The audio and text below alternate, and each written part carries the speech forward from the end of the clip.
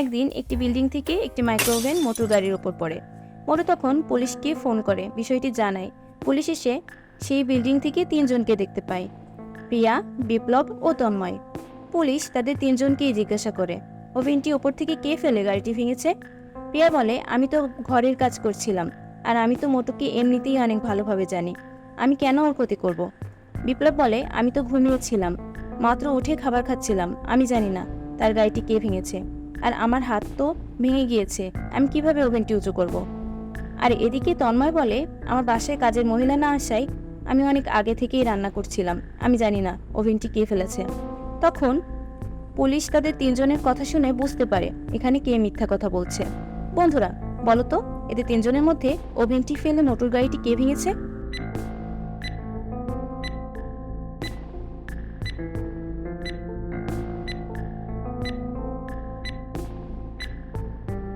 Police তখন তাদের তিনজনের কথা শুনে বুঝে ফেলে সেখানে বিপ্লব মিথ্যা বলছিল, কারণ তার পাশে থাকা খাবারগুলো ডান পাশে রাখা, অথচ তার ডান হাতেই ভাঙা। এটা কি করে সম্ভব? পুলিশ তখন বিপ্লবকে ধরে ফেলে।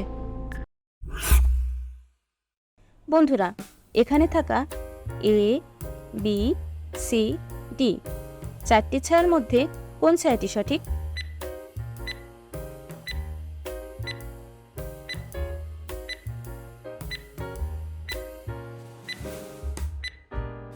উত্তরটি হলো এখানে থাকা বি নম্বর ছায়াটি সঠিক।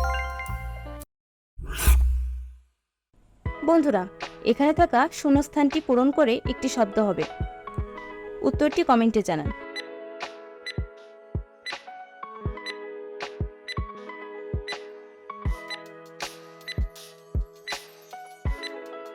উত্তরটি হলো গোলমাল।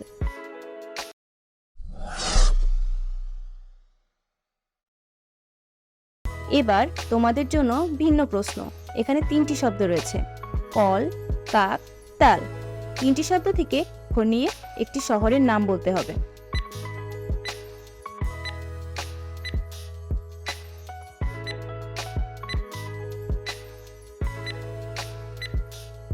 উত্তরটি হলো কলকাতা। মোটু আর পাতলুকে কেউ একজন কিডন্যাপ করে দুইটি গাছের সাথে বেঁধে রাখে। হঠাৎই তাদের কাছে একটি বাঘ ও একটি ভাল্লুক চলে আসে। আপনাদেরকে বলতে হবে এদের দুইজনের মধ্যে কে বাঁচবে।